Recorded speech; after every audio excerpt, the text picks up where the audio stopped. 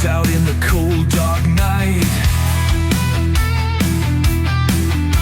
Screams echo loud, no wrong, no right. Rescue calls flash, blood red sky. Spirits linger, waiting not to die. Ghosts on the line, they whisper and wail. Fingers reaching out, pale as they fail. All right, Hi, welcome back. Here we are. here we are. It's been a minute. I think It's been 2 weeks. Pause. Was it 2 2 weeks ago? weeks. And then you missed 3 weeks? Oh yeah. It's been a while. It has been a while. Life takes over. Yeah. And yeah. That's what's going on in our life. You guys, welcome back. We're back. Yeah. Never fear. She's howling. She's howling. She's with all of her Mine is 7 toes on each foot. mine is asleep somewhere. Hi. Yeah. Yeah, we had a lot of things going on, and then we had Doc is on vacation, and then the East Idaho Fair, and I was in Vernal for the Phenomenon. It's just been a hot minute, so it's been crazy. But what are we talking today about on our road trip? Where are we going? Oh my gosh. So we are going to be talking about our own neck of the woods. So we're talking about Pocatello, Idaho, the haunted gate city. So I was pretty excited about this because you, as well as I know, there is a lot of hot spots in Pocatello. Yes. A lot of history that started way back in the day when there was nothing in Pocatello. Yeah. So, yeah. On the surface, we know Pocatello. It's a quiet college town, and I'm going to interject here and say it's not quiet. It just looks quiet. It's not quiet. There's a lot of crap that goes on here. Yeah, maybe in the 1920s was quiet, but yeah, maybe. I don't know. I mean, so what is it with the? What is the? Have we hit 50,000 in our population yet? I think we've hit. I'm going to say we have hit 50, maybe a little over. It just depends. In Pocatello, I think it's grown quite a bit. Yes, since for like the last few years, I feel like it's, especially we just got the new temple. Yeah, all of that. Yeah. So, yeah, I don't know. We'll have to.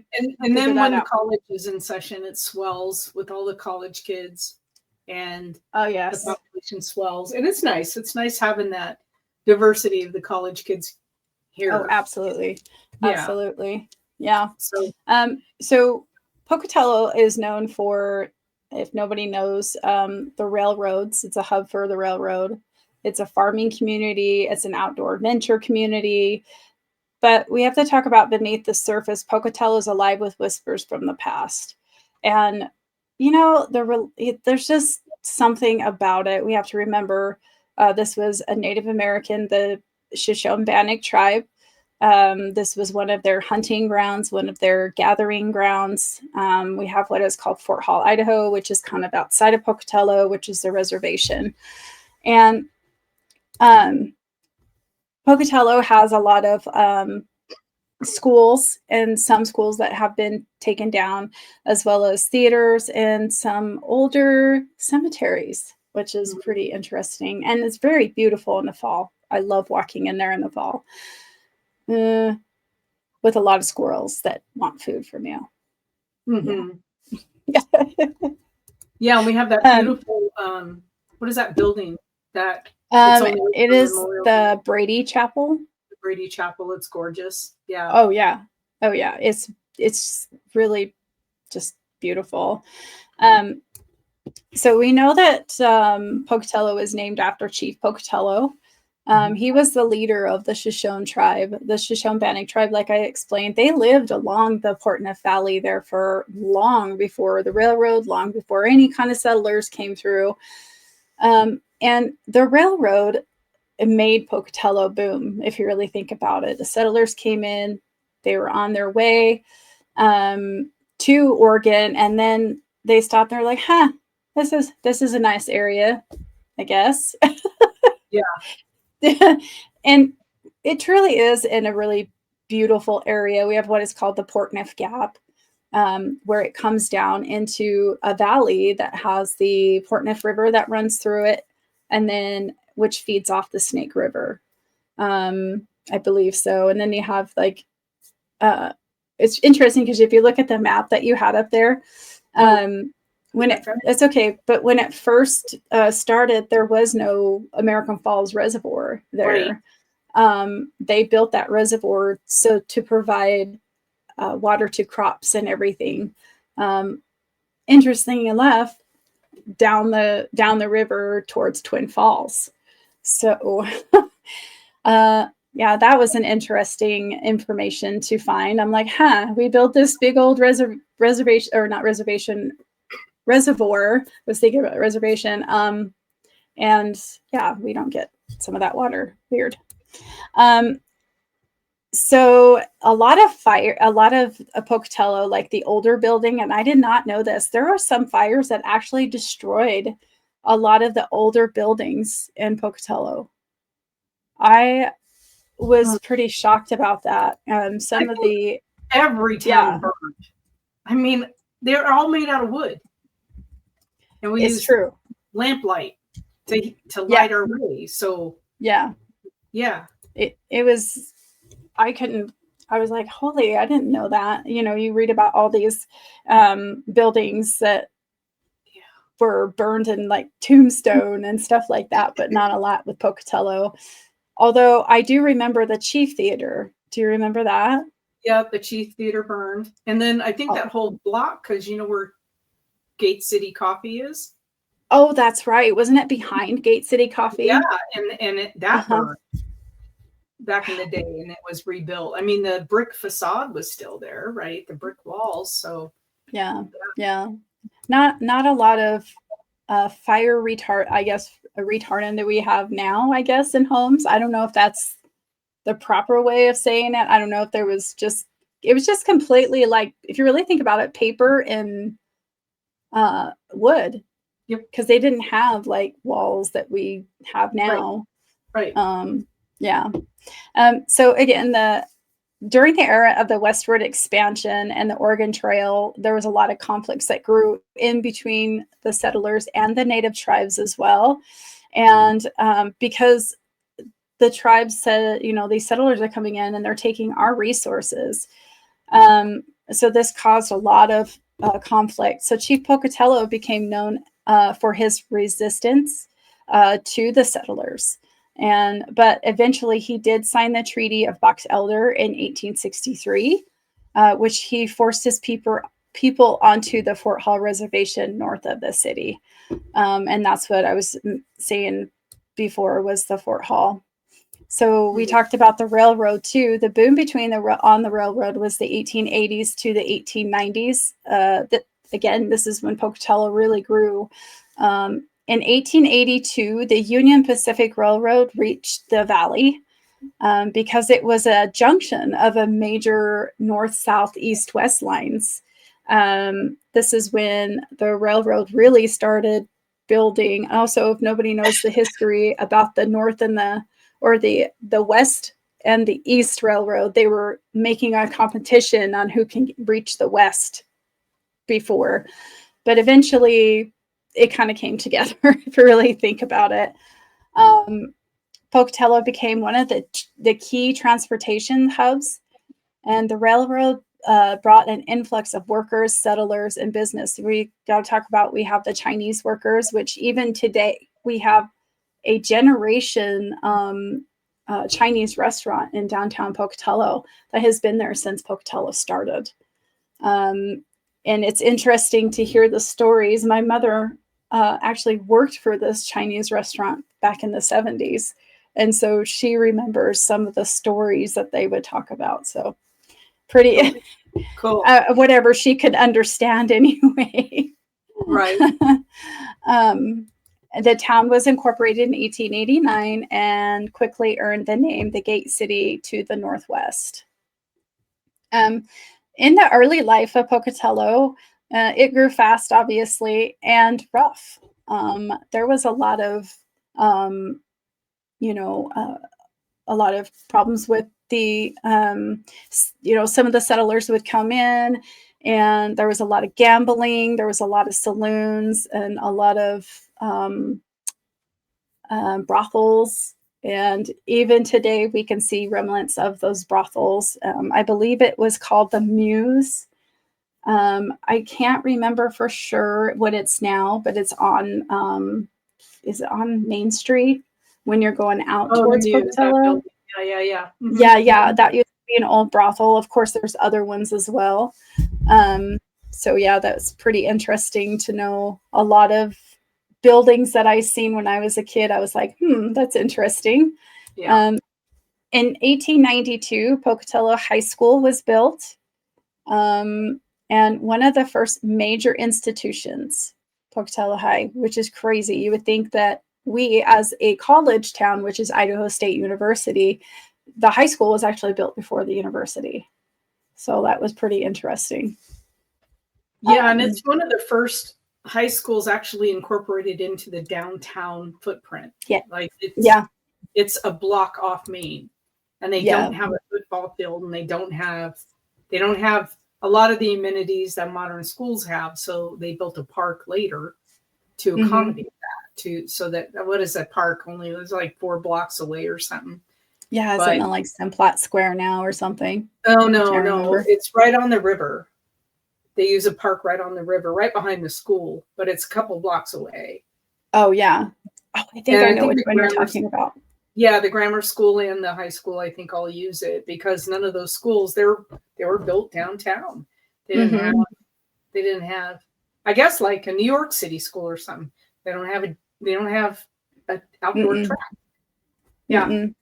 No, and then they had a swimming pool, but now is no longer a swimming pool in there, was in the basement, was in the basement if I remember right. I think it was in the basement of the gymnasium building. Yeah. And then I got a poke. Yeah.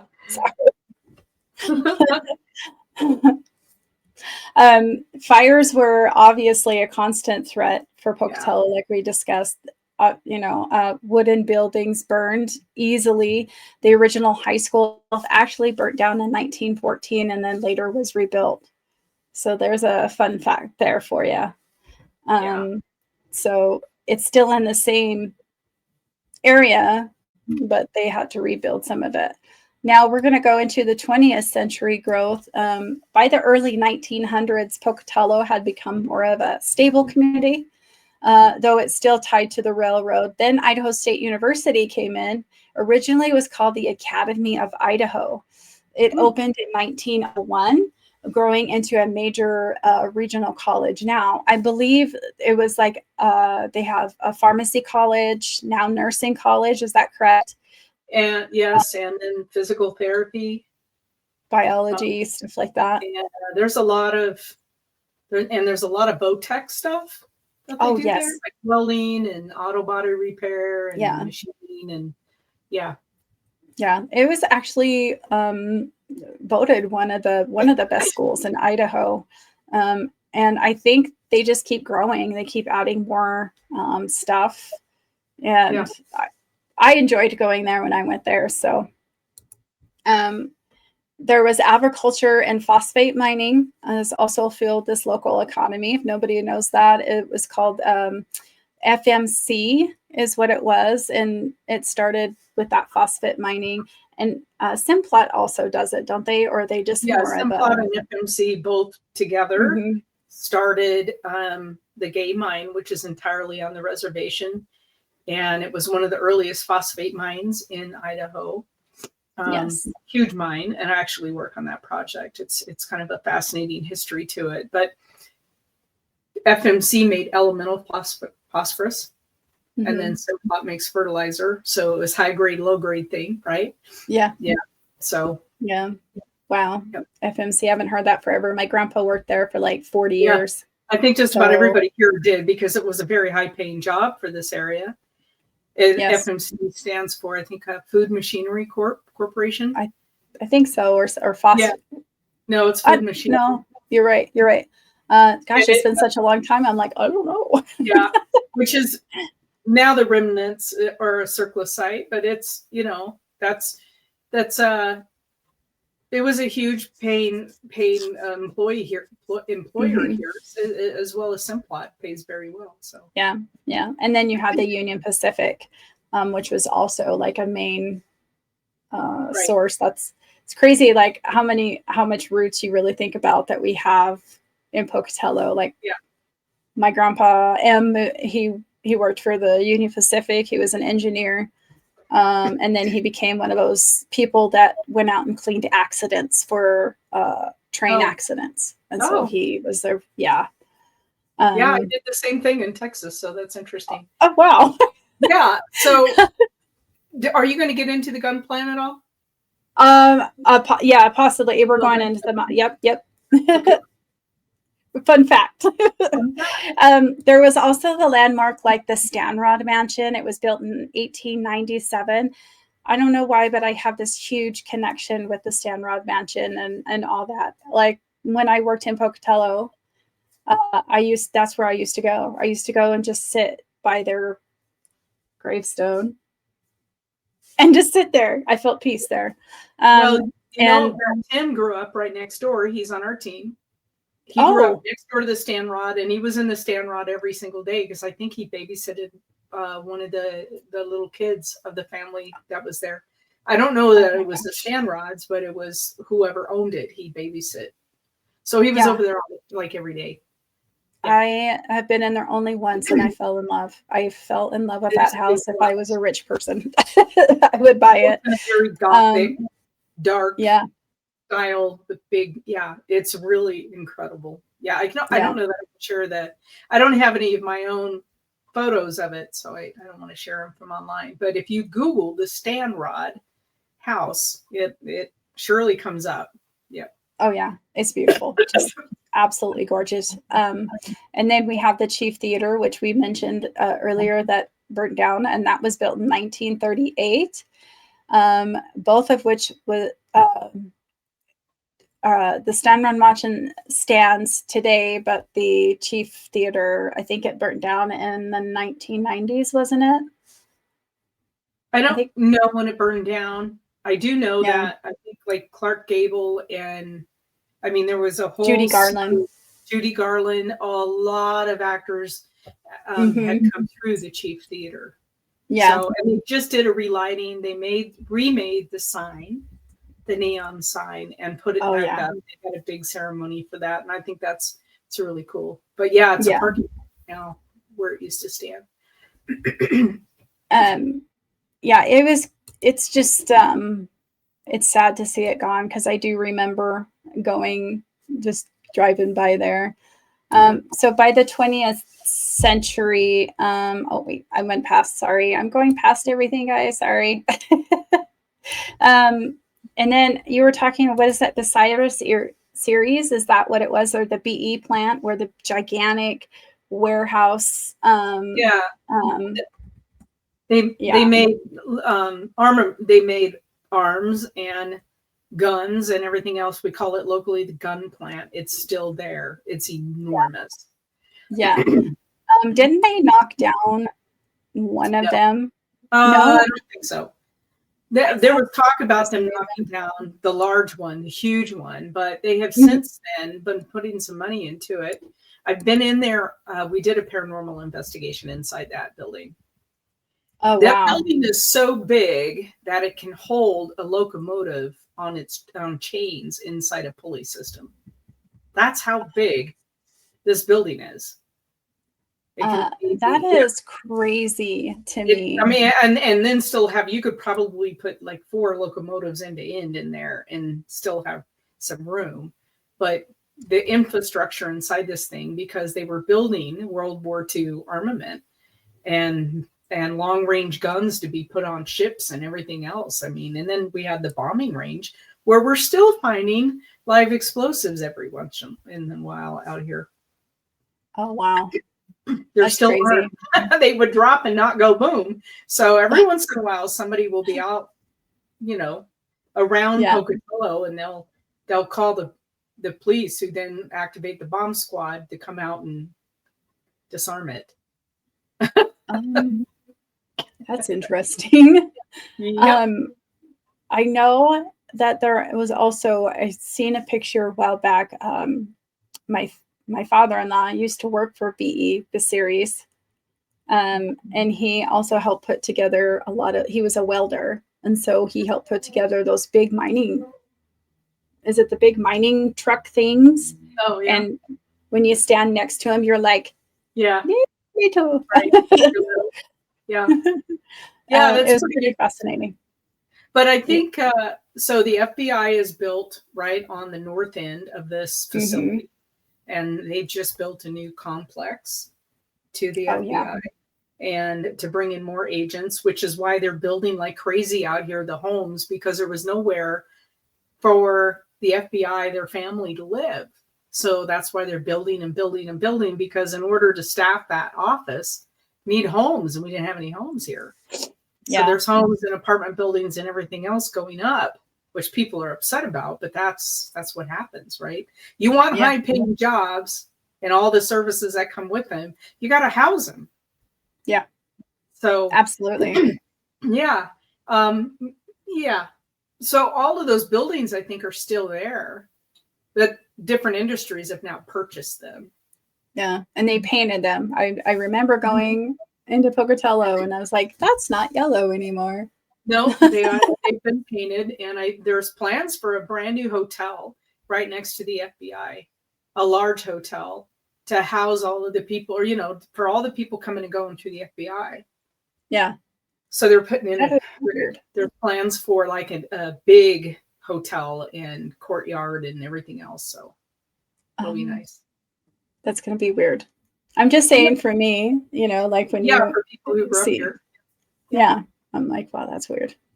Yeah. And so we talk about, like, by the 1930s, the cultural landmarks like the Chief. And then after World War II, Pocatello continued to expand with their new neighborhoods, schools, and businesses. The city developed a blend of Native heritage, railroad grit, and academic culture, thanks to, obviously, ISU. Now Pocatello today has really grown, and we were talking about how many people are in Pocatello now. It is estimated to be about 57,000 people in Pocatello. But this is just Pocatello. We also have that Chubbuck that's connected to. We call them sister cities. They are connected. You can't, the only way to tell is where you are in town. But so this is all Pocatello in here. And then you cross the freeway, or there's the freeway. You cross the freeway, and then you're in Chubbuck, which is this area. So they are sister cities, but you really can't tell where you are. Right. I mean, if you're not from here, you don't know that it's not just one town. No, so. I remember Walmart not even being where it's at right now. Yeah, I mean, there's a lot going on here, but the one thing, so you'll see, this is the tribal land out here, and tribal land that comes around behind these mountains, right? And tribal land that come along here. The reservation is, you know, and incorporates a huge amount of land, so it goes down into here. But then you have BLM land that comes right down to the city line. And that will actually, and if you're not from this country, BLM is the Bureau of Land Management, and that will actually prohibit the growth because it comes right down to the city line, right there. Yeah. And so they can't build. It's public land. You can't build on it. So that's actually kind of a blessing, or else all those canyons would start being filled up. Oh yeah. We would be like Salt Lake. Yeah. Yeah. So it is prohibiting, but then the flip side is they're building to the north and to the west on farmland. Really on a bench, right? Really nice farmland. So it's kind of like but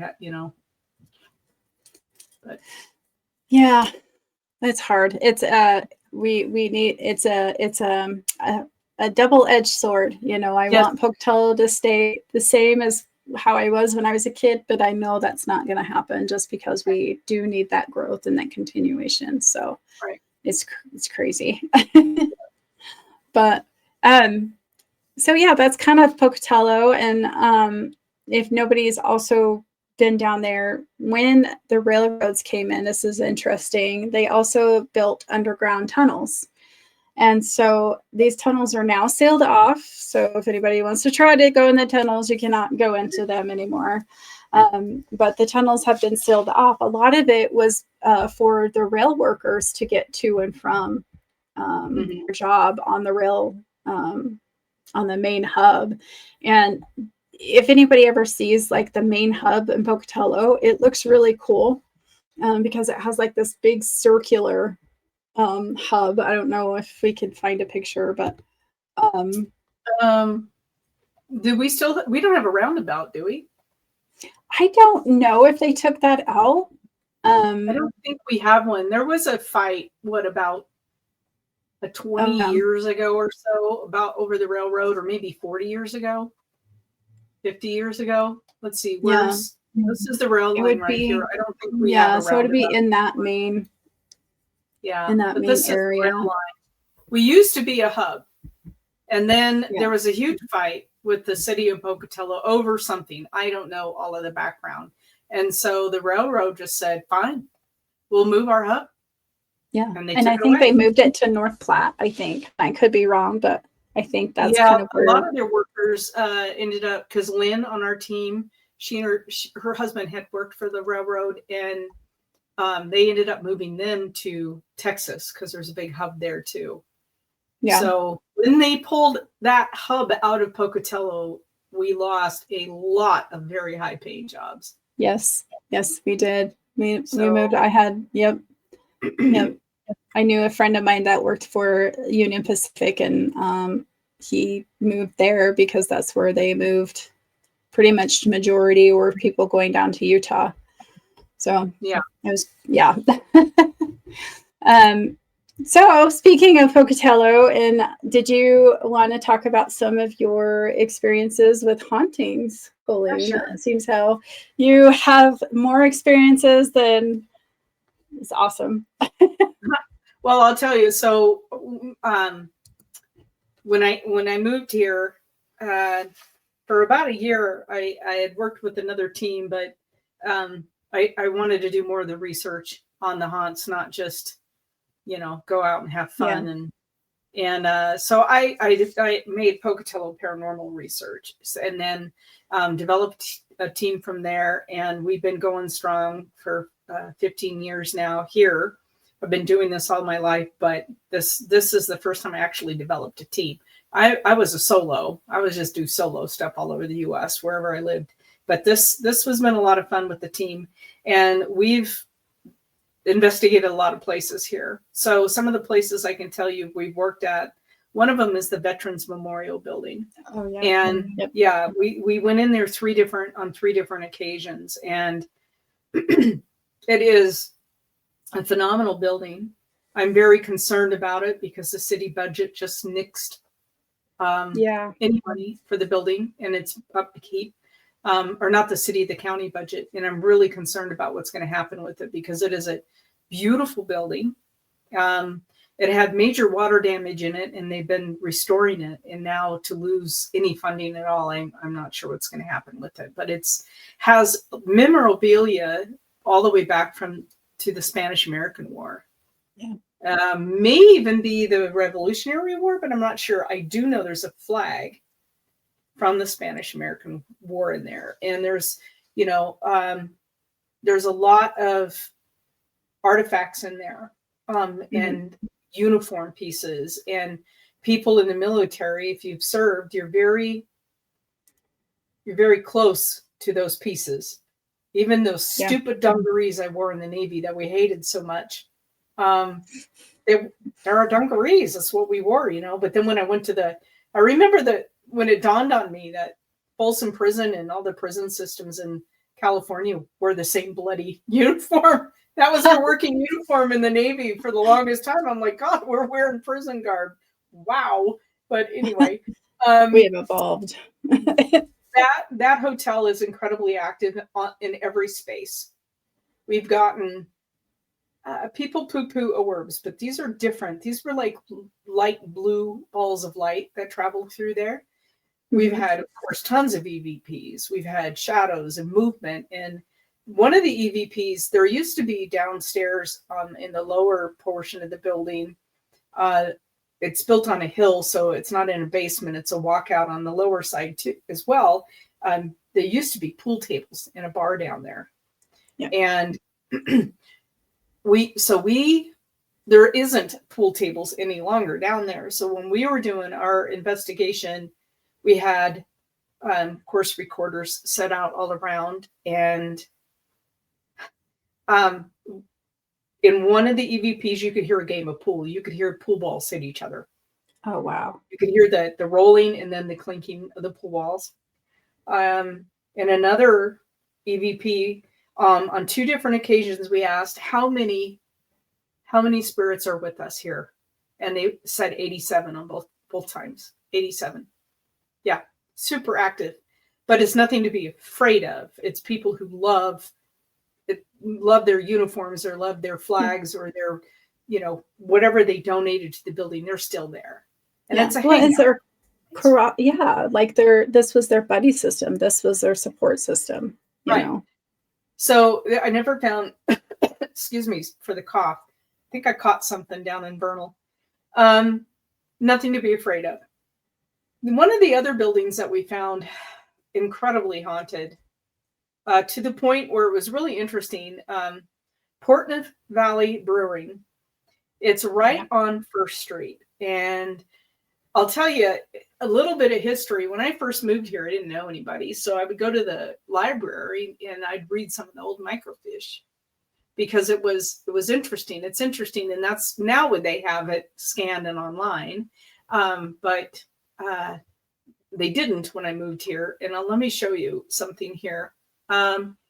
So let's see. This Benton Street. So it would be this area right in here. This is First Avenue or First Street. I guess it's an avenue, but we always call it First Street.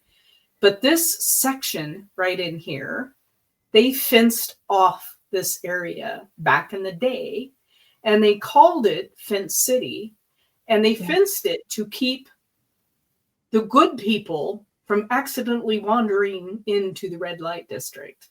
Yes. And so they actually physically fenced it off. And what's interesting as well, Portneuf Valley Brewing is right down in here. I'm not sure exactly which building, but it's maybe this one. Not sure. Could be this one. I don't know. I kind of lose my bearing when I'm on this map. And isn't this also where Chinatown was too? I don't know, Jesse. This right here, maybe we can show you the front image. This is the front of it. Oh yeah, it's beautiful. So the lady who owns the brewery asked her bartender and manager asked us to come in. His name is Lucas, and he said, "Look, we got a lot of activity here." So when I talked to the owner, she said, "Oh yeah, it's really interesting." She said this was a brewing place where they made beer because it was right next to the railroad and they could get hops and all that kind of stuff way back in the day before Prohibition, right? And she said when she hired contractors to come in and kind of remodel the place to get ready to open, they would leave the building and call her and tell her they're not going back. They even left their tools. Just like they wouldn't even come back and get their tools because they heard so much stuff going on and saw so much stuff. So we went in there, and I think there was like 12 of us. And there was a lot of people on that investigation. And we started from the basement and went to the top. And the basement had some activity, but not a ton. Main floor, a little bit of activity, but not a ton. That top floor was bananas. We had a reporter with us, and there was something that actually locked one of our teammates in the bathroom upstairs.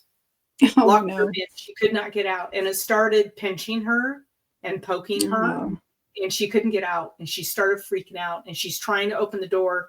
And it was, it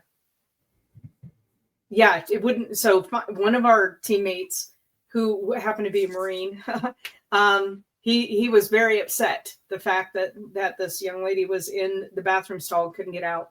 And so he rushed through there. And when he, I have a cat here. Sorry. I'm sorry. She's on my lap and she shed so bad. When he open the door, this energy came out. And when it came out, it came through all of us because we were like stacked up around. There's like an area before the stall. With a mirror and all this stuff. So like maybe makeup and all that kind of stuff. And then you can go into the stall. There was just one stall. So this energy came out and it came through all of us. And people were dropping like flies, almost vomiting. Oh, wow. This energy was so heavy. That's a strong energy. Very strong. And we had a reporter with us that night who ended up leaving right then and there. He couldn't do anymore. He was so freaked out. But what made me feel bad was he said he couldn't write for 2 years. They put him in such a dark place.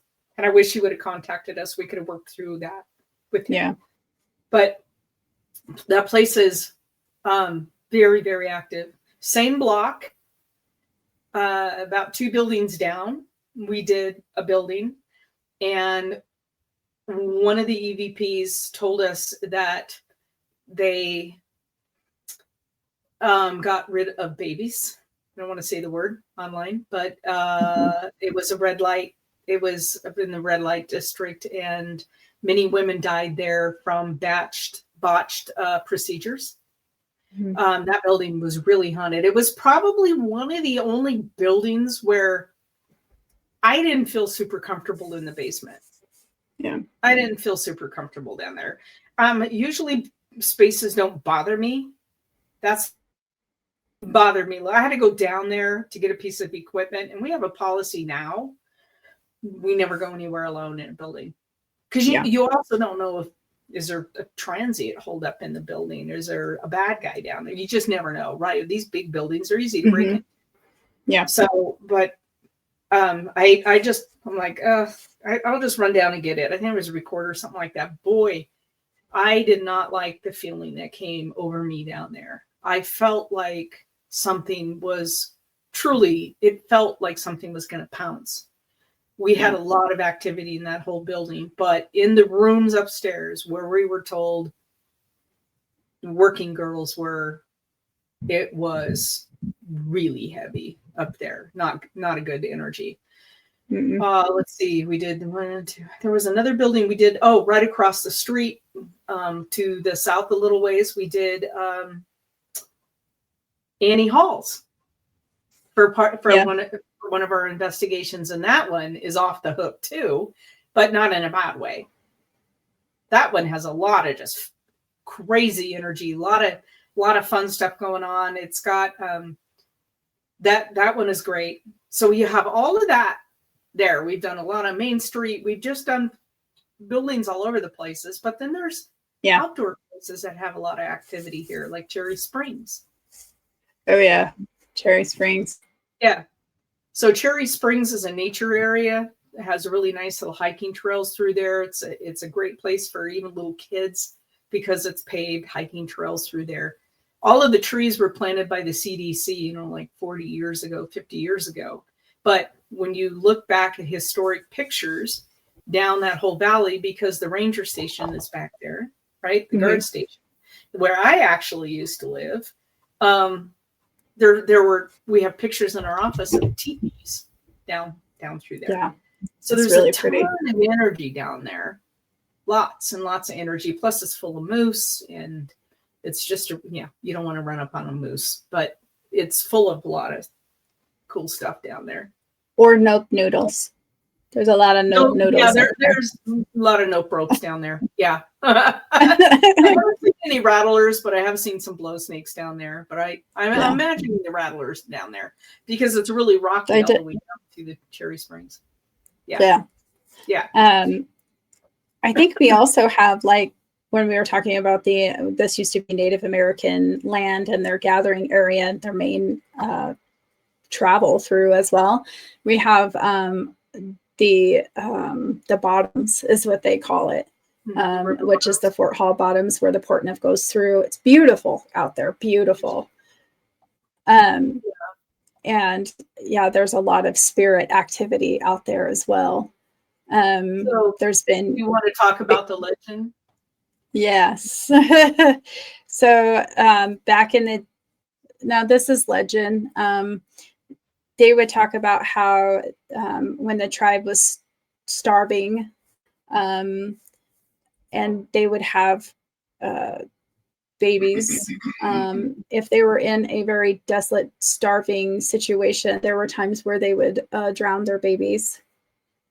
There's a lot of legends. They were talking about what happened, how it happened, and they would call them the water babies. Legend says that you'll go out there and you'll hear babies crying, and it's really not the babies. They're actually little demon. So they say demon babies or water spirits that'll take you down into the waters and you will drown. There's so many different stories about it. And then there's also the lady without a face. I've heard a lot about her. Some of the folklore, basically, they talk about if you see her and she doesn't turn to you and look at you, then you're good, but you say your prayers. If she looks at you, then that's an omen that you're going to die. So, and then, of course, there's also been rumors of skinwalkers, which I've heard there is some skinwalker stories out there, or they talk about the man with the goat hooves that frequents one of the main areas or one of the main travel roads out there. So yeah, I've heard a lot of stories and history out there. So yeah, it'd be interesting if anybody knows anything, they can let us know.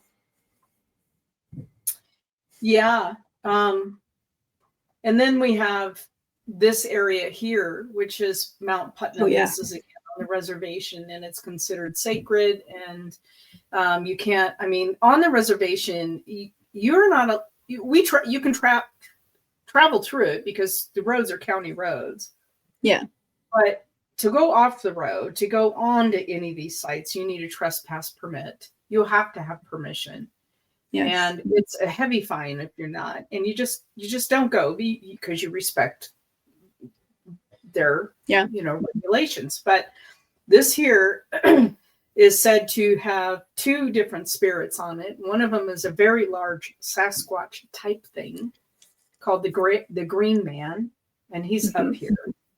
And then there's little guys like they're like little people, like leprechaun type people called the Nunnabees.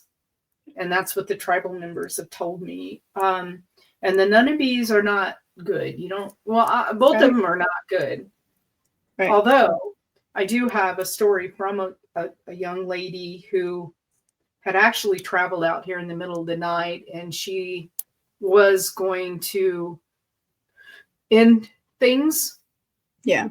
And the Green Man stopped her as she sat contemplating. And she said he appeared in front of her vehicle, and he's like this 11-foot tall being, humanoid type thing.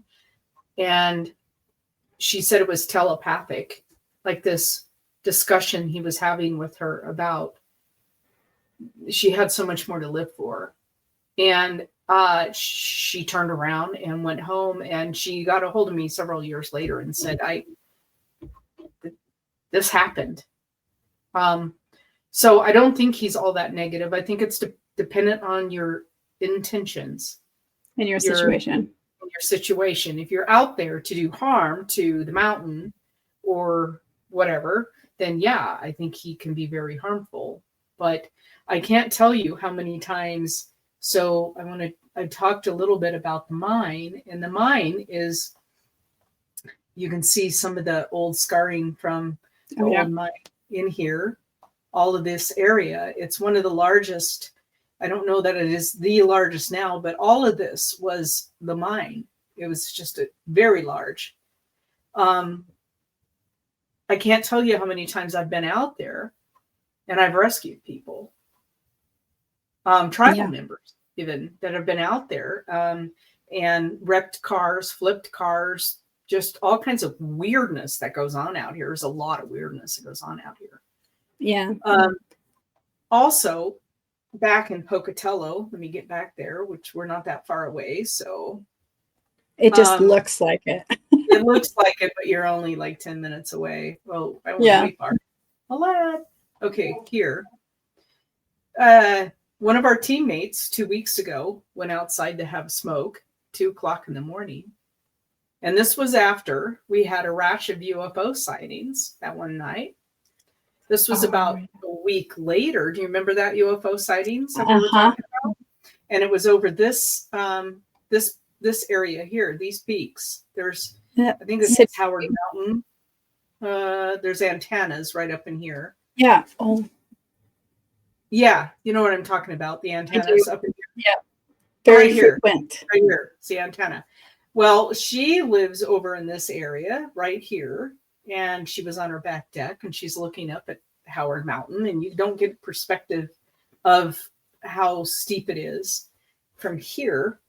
But she saw a flat triangle with lights come down with no sound. She said she's trying to get her phone out of her pocket and trying to get, all of this happened in seconds. So this big flat, she said it was enormous, flat triangle came down full of lights. And she said it was like pretty much over in this area. And it just came down and then it started spinning. No sound. She said it was enormous, so it should have made sound. It started spinning and then it just spun really, really fast and then just straight up. She couldn't get her phone to work that fast. She couldn't get it like in her camera sight. She was so nervous. She's shaking, I mean, what are you going to do? And this was about a week after we had a rash of UFO sightings right over the Howard Mountain. Yeah. And it's not unheard of. They have been sighted over that mountain. At least I remember hearing stories about that. I dated a guy that was scared to death to go up there because he seen a lot of UFOs up there. And I thought he was just crazy. Now let me take you down to where I used to live. Okay. We should make airplane sounds. Yeah. This is called Mink Creek. And this is a really nice area. I owned a home down here. And then I also I own a home right in here, right up here for a while. And then I lived down in the ranger station, which is called the guard station. Find it right down in here. That's the group site. So this is the guard station. And it is this very old cabin right there. It's in the trees. You can't see it. And this is a Forest Service compound right in here where there's a lot of equipment. And I live down here, and I was the last house. So there's no houses. This is a trailhead. The last house is right there. Okay. Yeah. So I'm down there by myself. And I would see, as you couldn't really see it from the cabin because there's so many trees around it, but I'd hang out, on the lawn, or I would see light. This is very steep, really, really steep canyon on both sides. Yeah. I would see lights darting through the trees at about probably 20 to 30 foot in height through like the tops of the pine trees almost every single night. And every once in a while I got in my Jeep and I would chase these lights and they'd come over this road And there's a peak back here, right in this area. Then it starts back down the grade into this valley, this Arbon Valley. And these lights would come over, just shoot across up here and get down into Arbon Valley and then take off in different directions. Yeah. Okay. So I'm like, what am I seeing? What am I seeing? And I'm like, okay. So I told my team, but I hadn't told too many other people, especially people I work with, because we all work together and a lot of them are in and out of this compound all day long. So after I moved out, after I bought my little farm, we had another employee come in here and rent this from the forest. And about, oh gosh, I don't even know, about 6 months after she lived there, she asked me to look at a video that she had taken. And she had her phone like on her truck hood, so for stability. And she started filming these lights. She goes, have you seen anything like this? And I said, how often you seen it? She goes, like every night. She goes, what is this? I have no idea. I have no idea. But she saw it too. So I was validated that, yes, they were there. It wasn't, I'm just not, I mean, yeah, I'm crazy, but she saw them too. Yeah, I would be like, what? I mean, I don't know. I was like, is it spirits? Is it UFOs? Like, I mean, so I'll show you crazy. I'll give you another story. I'll give you another story that's even crazier. So this road here is a Forest Service road, and it goes way up to Scout Mountain, which there's a Nordic Center, but if you keep going up, there's a campground up here. The Forest Service does not keep this road open in the winter. It's plowed all the way up to like right here where there's a gate. And then the and it's closed. Nordic Center is open, right? All winter. But this is gated and this is not maintained in the winter because it's just too much. It's too much. There's a lot of snow up there. So a friend of mine who had a horse at the same stable that I boarded my horse at came up to me one day and she says, I want to tell you what I saw. Okay. Well, she was a fitness like guru, this gal. She was really into fitness. Like I'm a slug at this point. You know what I'm saying? She was really I am a snail in the ocean in a big house. Well, you can appreciate how steep this road is up to this mountain, because this is one of our highest peaks around here, right? So she would snowshoe all the way to the top of the mountain, and she had her cross country skis on her back. A lot of people will do that, or they will actually put skins on their skis and use them to walk. But she snowshoed, she carried her skis, and she would actually kind of run in snowshoes all the way to the top of this mountain. This would be her workout, like her heavy workout for the week. God bless her. Take her several hours to get up there. I know. She'd get as far as she could go that day, and then she'd ski down, and that would be her workout. Well, she's hoofing it up this mountain. So she's on the road because the road is closed. It's gated and it's snowy. And she's in her snowshoes and she's just trucking along, going, and then all of a sudden, tracks in the middle of the road appear. But they're like 16 inches long, human type tracks. And she said, all of a sudden, she goes, I saw them and I stopped. And I just froze. And she said, I backed up a little bit to the beginning of the tracks, and they started in the middle of the road.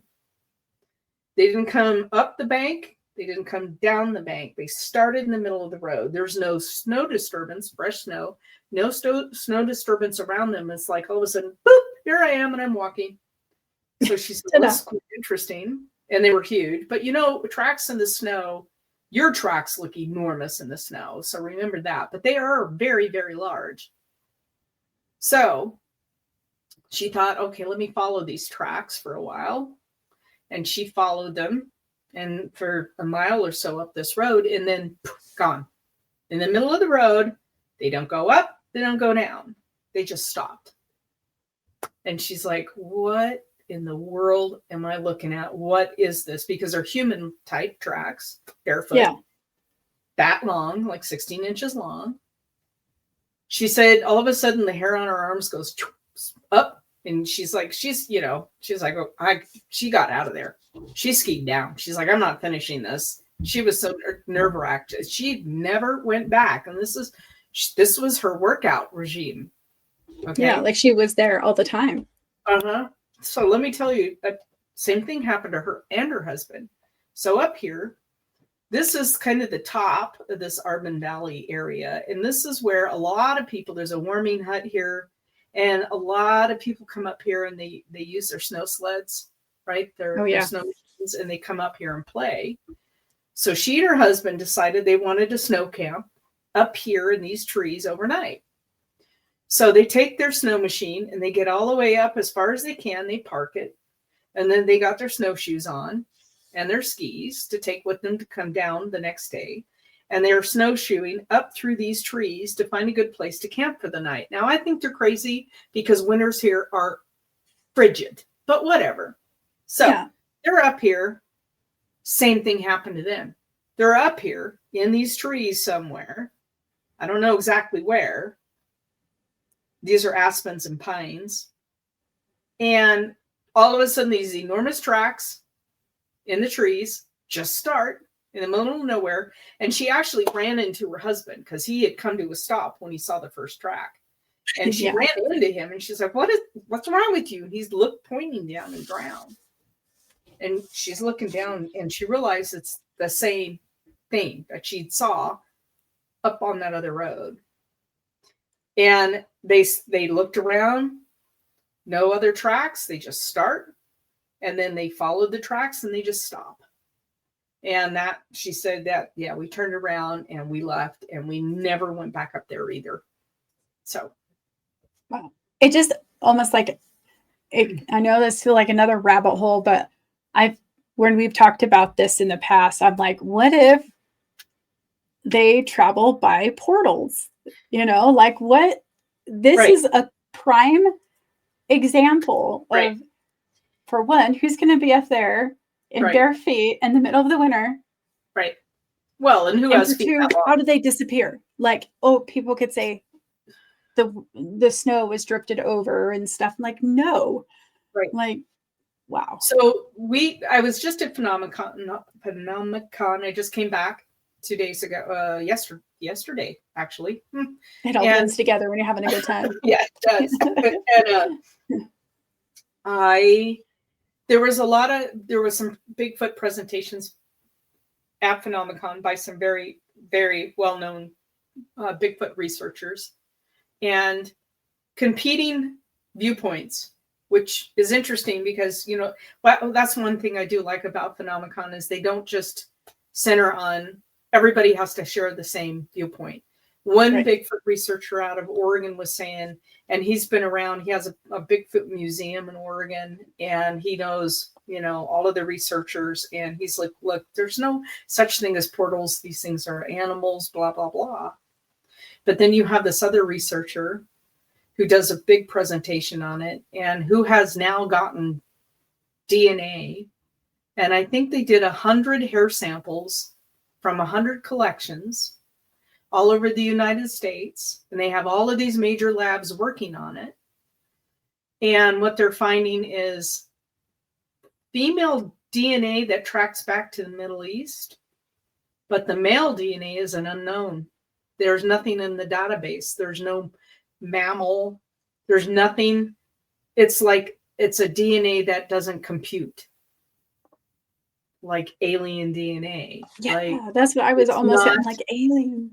Exactly. So it's like the male of whatever this is mating with the female, whatever she is. She actually has a DNA, but it's weird because they see it tracks way back to the Middle East, but they don't know exactly it's what is it, you know what I mean? But now so they're able to look at all these hair samples.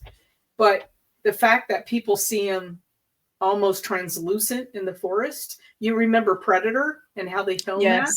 Yes. So this Predator type thing going along, and then all of a sudden there's footprints. or how can there be and that is one of the characteristics that this gentleman was talking about, is footprints that show up with no beginning, no end, just like what she saw right here in our town. Right. So fascinating stuff. Yes. We have hauntings, we have UAPs, we have some sort of cryptid. Yes. I used to kind of was like, the cryptid thing, but she's in the science field just like I am. She's not one that makes stuff up. She's a consultant in the science world, and I'm like, yeah, I don't know. She's pretty dry. You know what I mean? Yeah. Yeah. And I'm sure she was trying to find like a reason or scientific fact of why these are there. Yeah. You know, because you don't think about that until after you're like, I have no explanation of why these are here. Yeah. And then that's when your hair stands up on end and you're like, okay. Well, what's to think that whatever this thing is not going to appear right in front of me and attack? That's the thing. Yeah. We don't know. It's not happened that we know of. Now, the guy in Oregon, because I asked him specifically, have you ever used tracking dogs to help you? And he was a little put off by that. Like, why would I do that? And I'm like, well, to find them, to actually get photographs of them, because he has tracks all over the place and he has buildings full of plaster casts just right, a few miles from his house. Yeah. It happens all the time, but no images. And I'm like, well, why wouldn't you? And he said, well, would you want to lose your dog? And I said, well, I would have her on a line. I mean, but tracking dogs, that's what you can do, is you can train them to scent to this stuff by the footprints. They are going to leave. And by the hair, like if it's actual hair, different DNA other than a bear or whatever.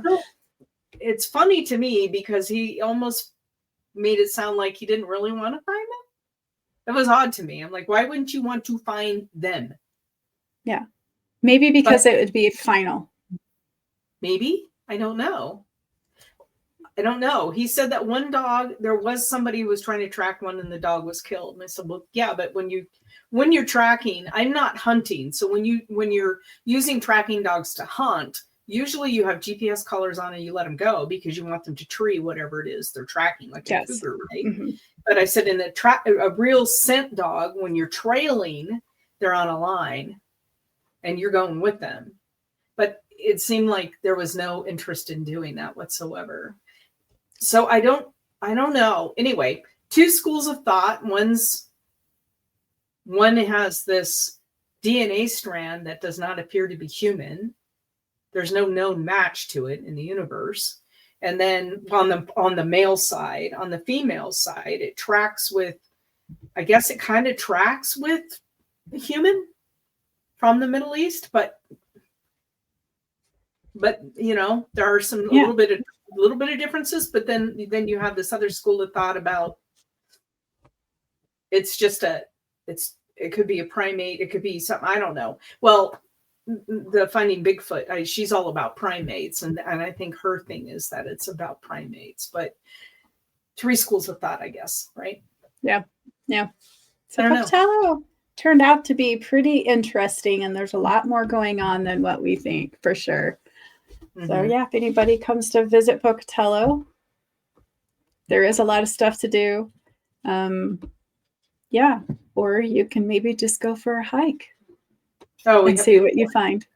Let us know in the comments if you live here, if you've been here and you've had an experience. We would love for you to share your experience in the comments because there's a lot here. Yes, there. Yes. All right, everybody. Until next time. Bye. Bye.